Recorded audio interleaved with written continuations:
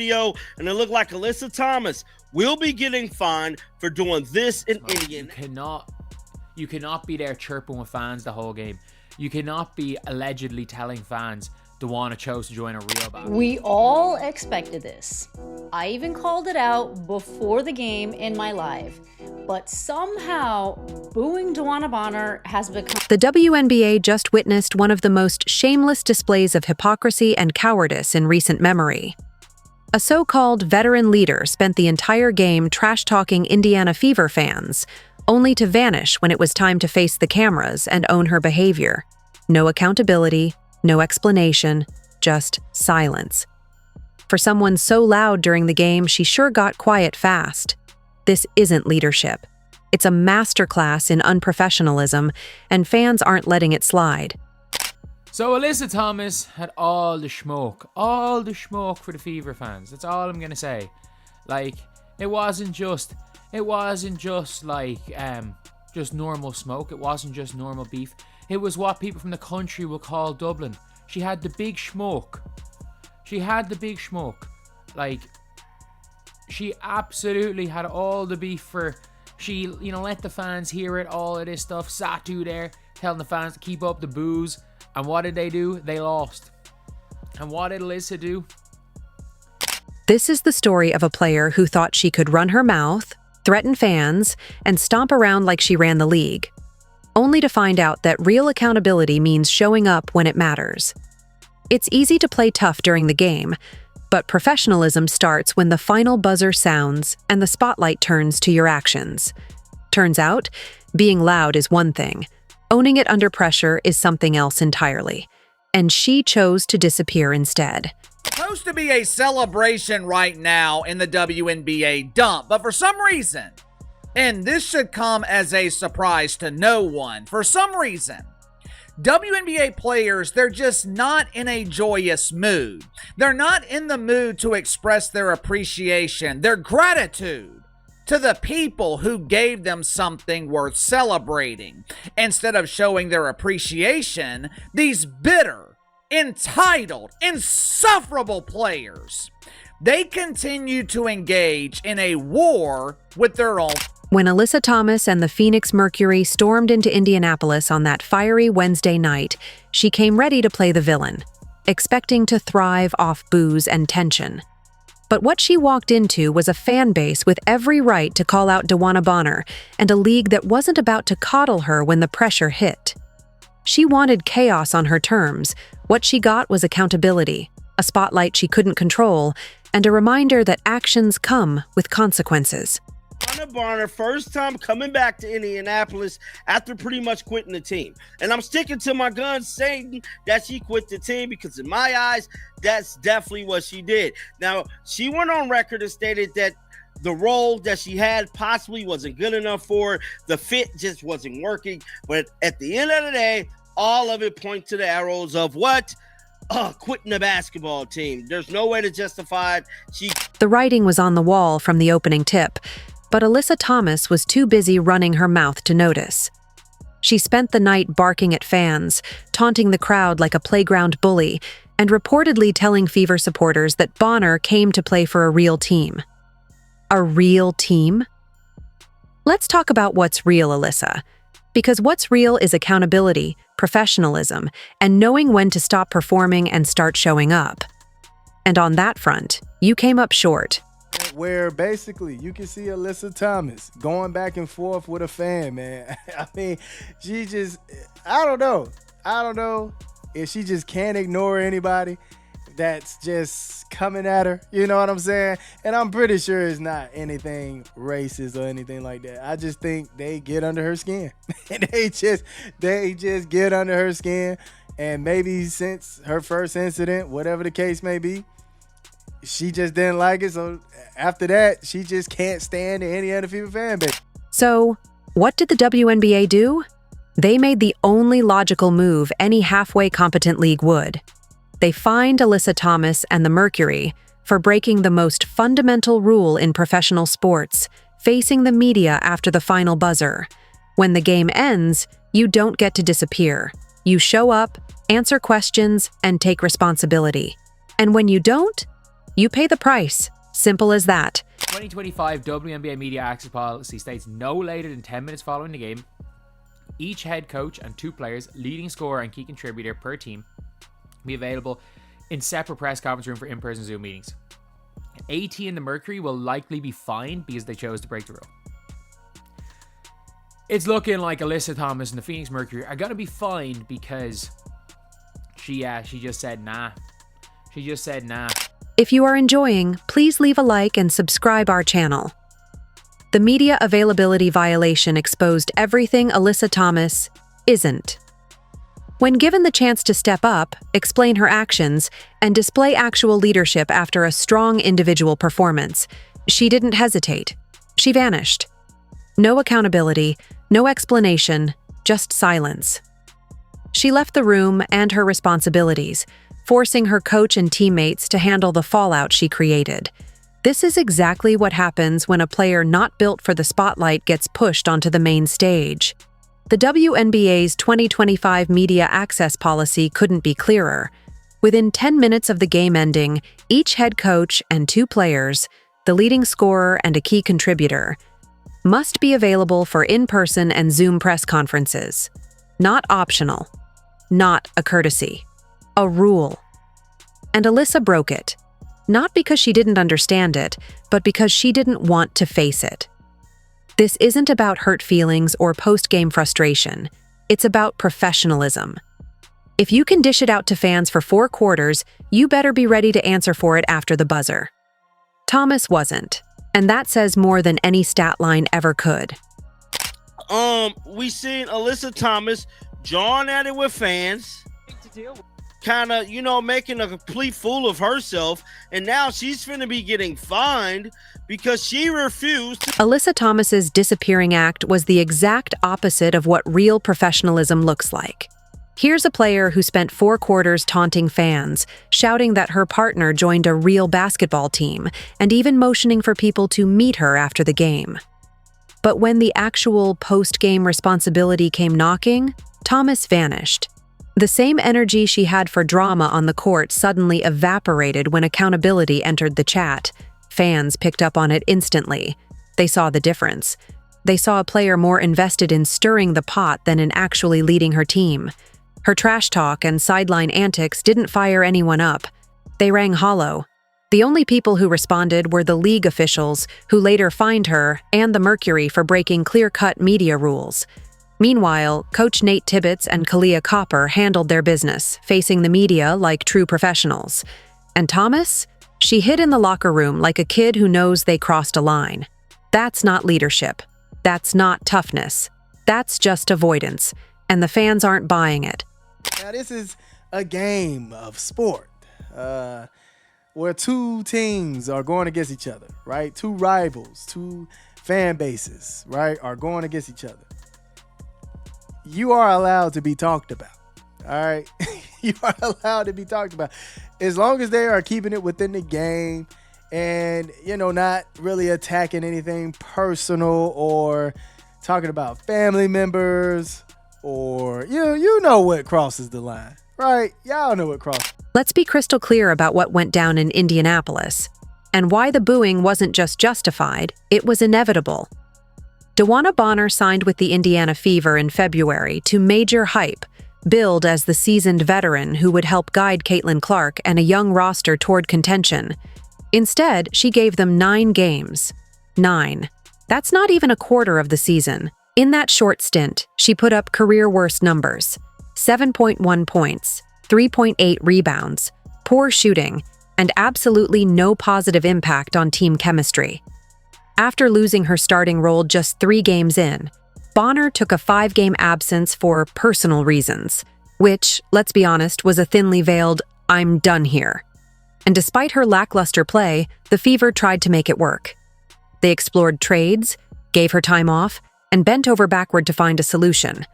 But Bonner had already mentally clocked out, and with her bloated $200,000 contract weighing down a league with a strict salary cap, Indiana had no choice. No trade partners, no accountability, just a forced release. So when she returned to Indy in a different jersey, the crowd responded. Not out of hate, but out of memory. After 3 games in a starting role, Bonner was moved to the bench in favor of shooting guard Lexi Hull, and 6 games later, she was done with the Fever. The Fever originally cited personal reasons for her absence, but what I learned later, again from multiple sources, was that the team was actually actively shopping her on the... Now here comes Alyssa Thomas, acting like Indiana fans are somehow wrong for booing a player who quit on their team after 9 games. Acting like there's something inappropriate about fans expressing their displeasure with someone who took their money, wasted their time, and showed zero commitment to their organization. This is where Thomas and the rest of these WNBA players showed just how unprepared they are for the attention their league is finally getting. Booing is normal in sports. It's been happening for decades in every major professional sport in America. When players leave teams under bad circumstances, when they underperform, when they quit on organizations, fans boo.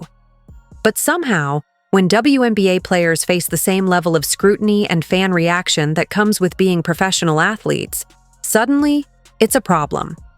Thomas spent that entire game telling fans that Bonner came to play for a real team, as if the Indiana Fever, a franchise that just handed her team a loss despite missing their superstar player, isn't real enough. The irony is overwhelming.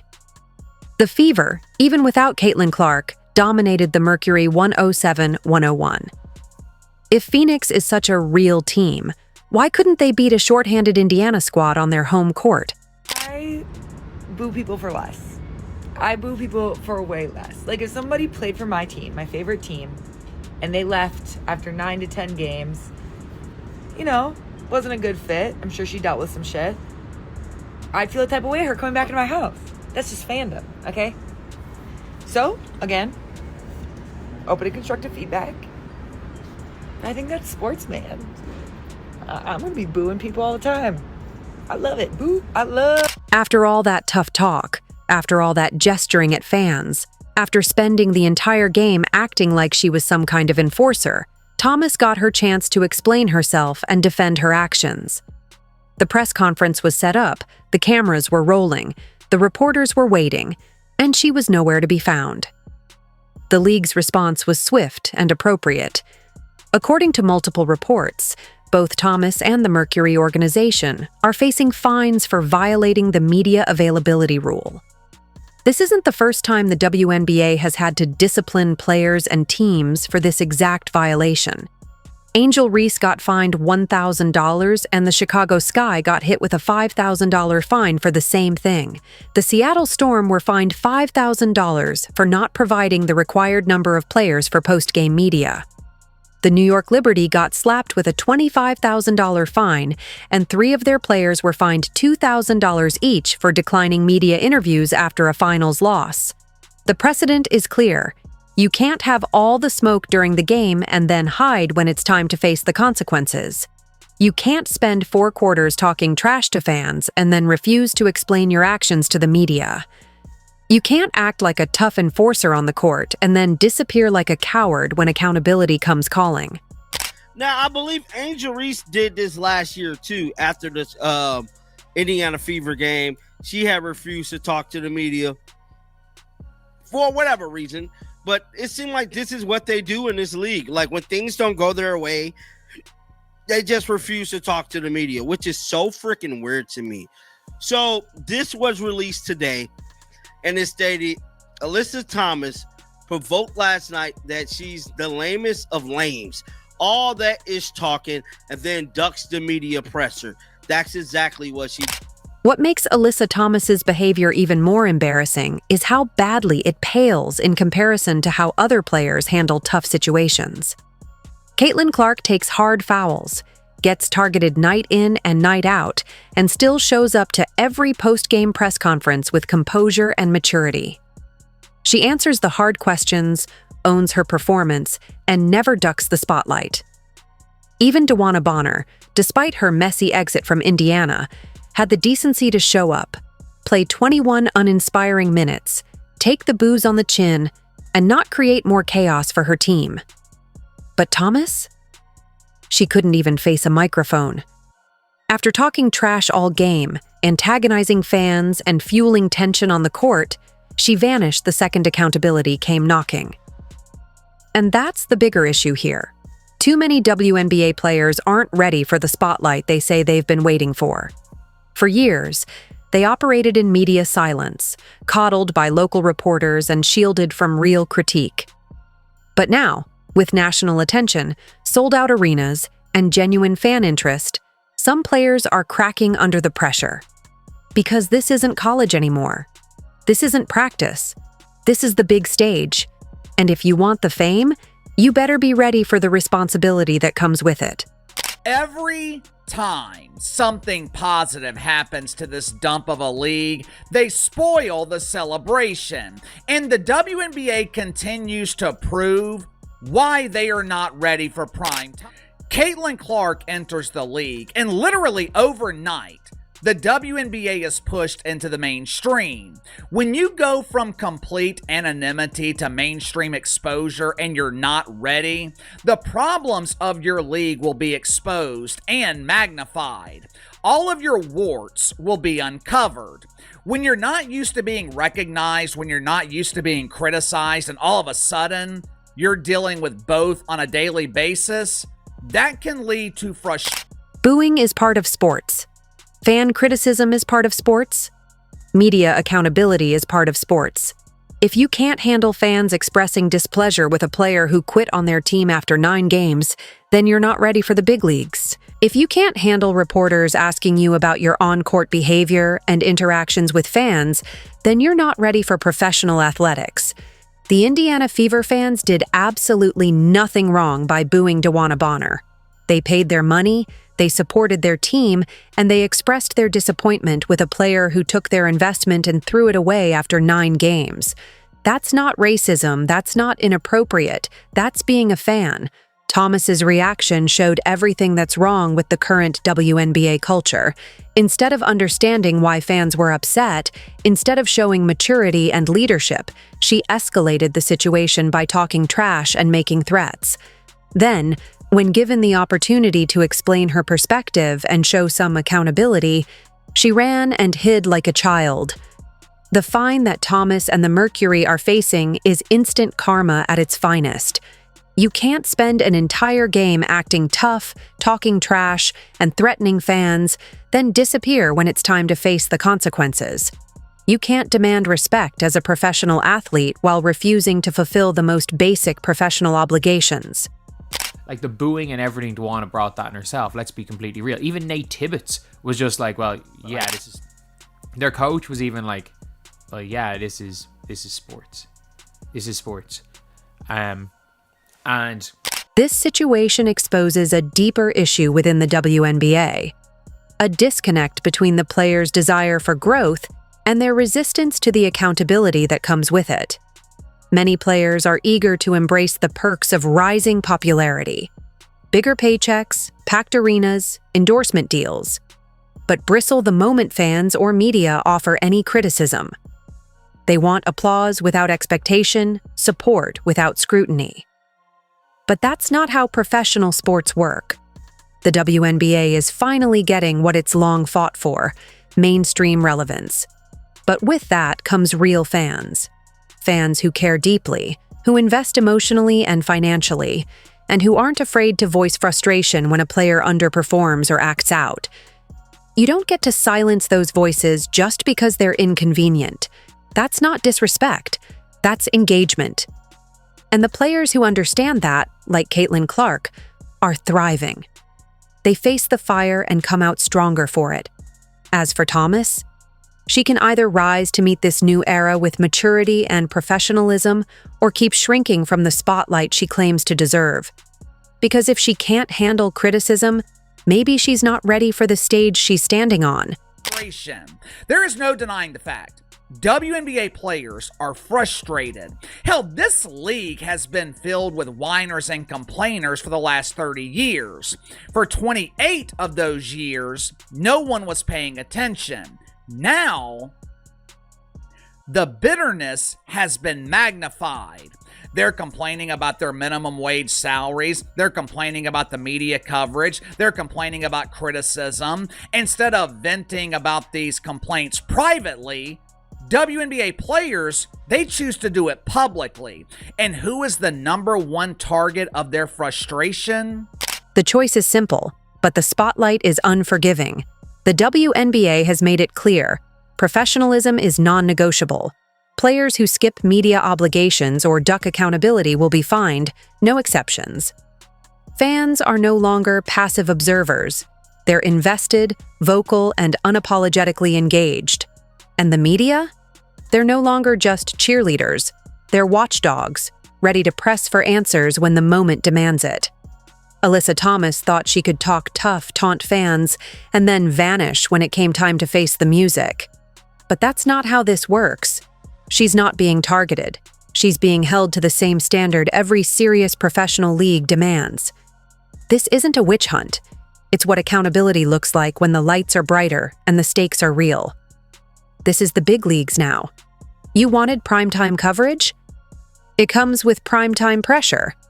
And if you can't handle the post-game microphone, maybe you're not ready for the moment.